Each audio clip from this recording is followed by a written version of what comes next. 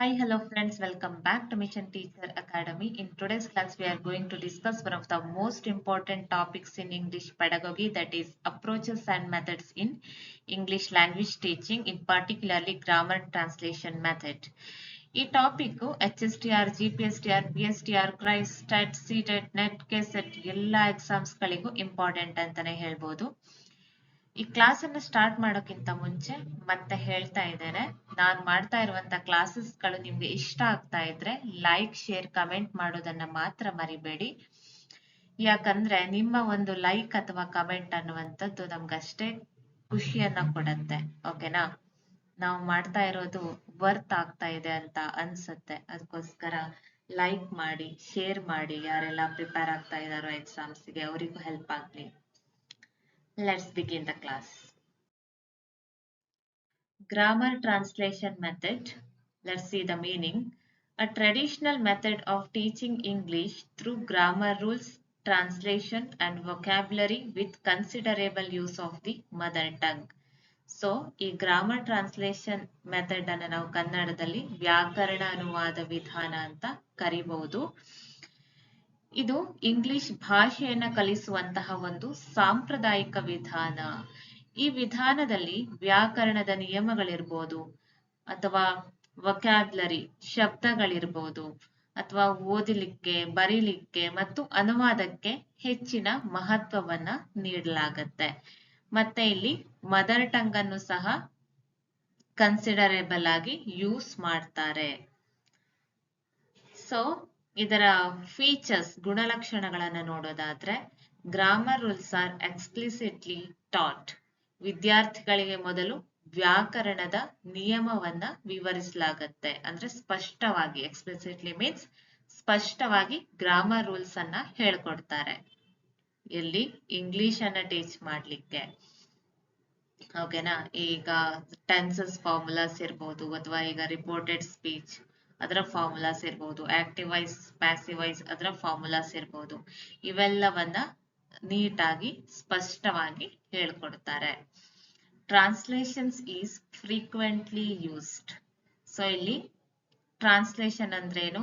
ಈಗ ಇಂಗ್ಲಿಷ್ ಅನ್ನ ಕಲಿತಾ ಇದ್ದೀರಿ ಅಂದ್ರೆ ನಿಮ್ಮ ಮದರ್ ಟಂಗ್, ಯಾವುದೇ ಮದರ್ ಟಂಗ್ ಇರ್ಬೋದು, ಕನ್ನಡ ಅಥವಾ ಹಿಂದಿ, ತೆಲುಗು, ತಮಿಳು, ಮಲಯಾಳಂ, ಅದಕ್ಕೆ ಅನುವಾದ ಮಾಡಿ ಹೇಳ್ತಾರೆ. ಇಲ್ಲಿ ಇದರ ಟೀಚಿಂಗ್ ಅನ್ನ ಮಾಡುವಾಗ ಇಲ್ಲಿ ಟ್ರಾನ್ಸ್ಲೇಷನ್ ಗೆ ಜಾಸ್ತಿ ಇಂಪಾರ್ಟೆನ್ಸ್ ಅನ್ನ ಕೊಡಲಾಗತ್ತೆ. Suppose he is a teacher ಅಂತ ಟೆಕ್ಸ್ಟ್ ಬುಕ್ ಅಲ್ಲಿ ಇದೆ ಅಂತ ಆದ್ರೆ, ಅವನು ಒಬ್ಬ ಶಿಕ್ಷಕ ಅಂತ ಕನ್ನಡದಲ್ಲಿ ಟ್ರಾನ್ಸ್ಲೇಷನ್ ಮಾಡಿ ಹೇಳ್ತಾರೆ. Mother tongue is used extensively. ಇಲ್ಲಿ ಇಂಗ್ಲಿಷ್ ಅನ್ನ ಕಲಿಸುವಾಗ ಮದರ್ ಟಂಗ್, ಈಗ ನನ್ನ ಮದರ್ ಟಂಗ್ ಕನ್ನಡ, ಅದಕ್ಕೋಸ್ಕರ ನಾನು ಕನ್ನಡದ ಎಕ್ಸಾಂಪಲ್ ಕೊಡ್ತಾ ಇರುವಂತದ್ದು. ಕನ್ನಡವನ್ನ ಹೆಚ್ಚಾಗಿ ಬಳಸಲಾಗತ್ತೆ ಇಲ್ಲಿ ಟೀಚ್ ಮಾಡುವಾಗ. ಈಗ ಪ್ರತಿಯೊಂದು ವರ್ಡ್ ಅನ್ನು ಕನ್ನಡದಲ್ಲಿ ಅದರ ಮೀನಿಂಗ್ ಏನು ಅಂತ ಹೇಳ್ತಾ ಹೋಗ್ತಾರೆ. ಸಪೋಸ್ ಆನೆಸ್ಟಿ ಅಂತ ಇದ್ರೆ ಪ್ರಾಮಾಣಿಕತೆ, ಆತರ.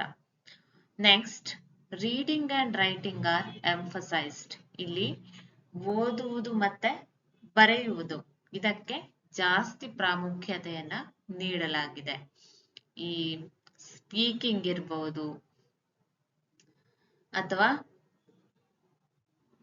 ಲಿಸ್ನಿಂಗ್ ಇರ್ಬೋದು, ಅದಕ್ಕೆ ಜಾಸ್ತಿ ಇಂಪಾರ್ಟೆನ್ಸ್ ಅನ್ನ ಗ್ರಾಮರ್ ಟ್ರಾನ್ಸ್ಲೇಷನ್ ಮೆಥಡ್ ಅಲ್ಲಿ ಕೊಟ್ಟಿಲ್ಲ. Vocabulary is often taught through word list. ಇಲ್ಲಿ ವೊಕ್ಯಾಬ್ಯುಲರಿ ಅಂದ್ರೆ ಶಬ್ದಗಳನ್ನ ಕಲಿಸುವಂತದ್ದು. ಅವರಿಗೆ ಏನ್ ಮಾಡ್ತಾರೆ, ಫಸ್ಟ್ ಒಂದು ಲೆಸನ್ ಸ್ಟಾರ್ಟ್ ಮಾಡಿದ್ದಾರೆ ಅಂದ್ರೆ, ಆ ಪೇಜ್ ಕಲಿಸ್ತಾ ಇದ್ದಾರೆ, ಒಂದ್ ಪೇಜ್ ಅನ್ನ ಕಲಿಸ್ತಾ ಇದ್ದಾರೆ ಅಂದ್ರೆ ಅಲ್ಲಿರುವಂತ ಡಿಫಿಕಲ್ಟ್ ವರ್ಡ್ಸ್ ಅನ್ನ ಫಸ್ಟ್ ಕೊಟ್ಬಿಡುವಂತದ್ದು. ಅದರ ಡಿಫಿಕಲ್ಟ್ ವರ್ಡ್ಸ್ ಮತ್ತೆ ಅದರ ಮೀನಿಂಗ್ ಅನ್ನ ಕೊಡುವಂತದ್ದು. ಅದನ್ನ ಕೊಟ್ಬಿಟ್ಟು ಆಮೇಲೆ ಏನ್ ಮಾಡ್ತಾರೆ, ಟೀಚ್ ಮಾಡ್ತಾ ಹೋಗ್ತಾರೆ. ಆಮೇಲೆ ಅಕ್ಯುರಸಿ ಇಸ್ ಗಿವನ್ ಇಂಪಾರ್ಟೆನ್ಸ್. ಅಂದ್ರೆ ಈಗ ಮಾತನಾಡುವಾಗ ಅಥವಾ ಬರೆಯುವಾಗ, ಮಾತನಾಡೋದಕ್ಕಿಂತ ಓದುವಾಗ, ಬರೆಯುವಾಗ ಅಕ್ಯುರಸಿ ಏನಾಗ್ಬೇಕು, ಕರೆಕ್ಟ್ ಆಗಿ ಓದ್ಬೇಕು ಅಥವಾ ಕರೆಕ್ಟ್ ಆಗಿ ಬರೀಬೇಕು. ಸ್ಪೆಲ್ಲಿಂಗ್ಸ್ ಅಥವಾ ಗ್ರಾಮರ್ ರೂಲ್ಸ್ ಅವೆಲ್ಲ ನೀಟಾಗಿ ಇರಬೇಕು. ಇದಿಷ್ಟು features of grammar translation method ಅಂತ ಹೇಳ್ಬೋದು. ನೆಕ್ಸ್ಟ್,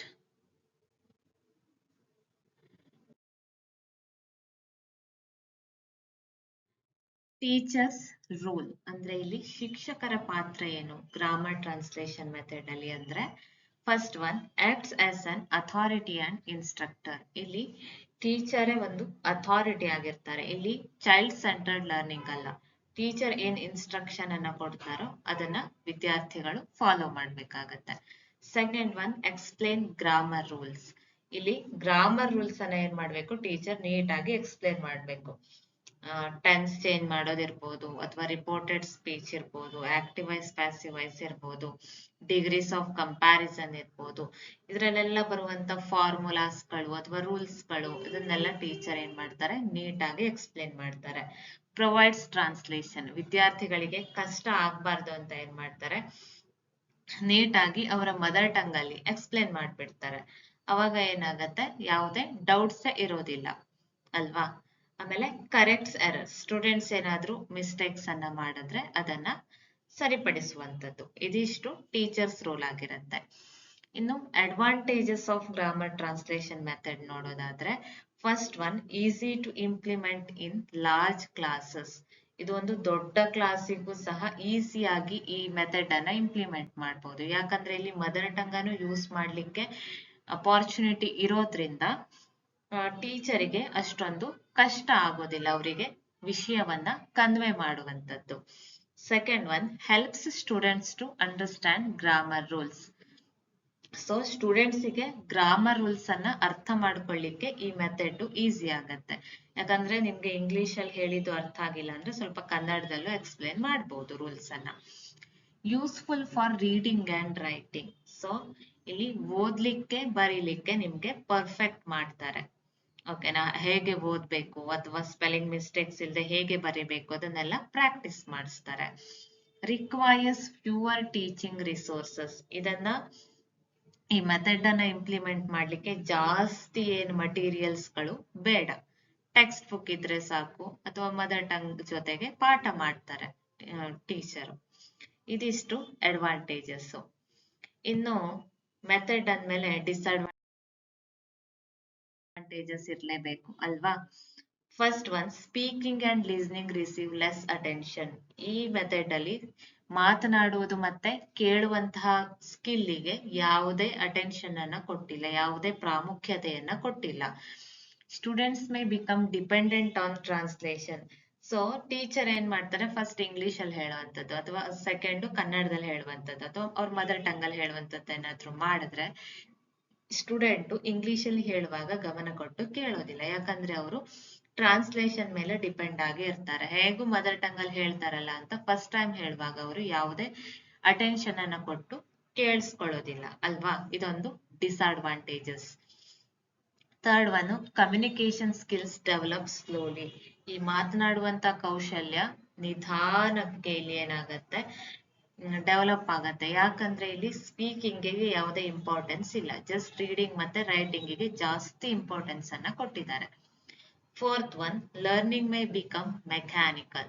ಲರ್ನಿಂಗ್ ಒಂಥರ ಮೆಕ್ಯಾನಿಕಲ್ ಆಗಿರುತ್ತೆ. ಯಾಕೆ ಹೇಳಿ, ಬರೀ ಓದಿದ್ರೆ ಆಯ್ತು, ಬರೆದ್ರೆ ಆಯ್ತು, ಕೇಳಿಸ್ಕೊಂಡ್ ಬಂದ್ರೆ ಆಯ್ತು, ಅದನ್ನ ಮದರ್ ಟಂಗ್ ಅಲ್ಲೂ ಹೇಳ್ತಾರೆ.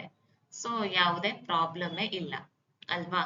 So these are the disadvantages of grammar translation method. ಓಕೆನಾ.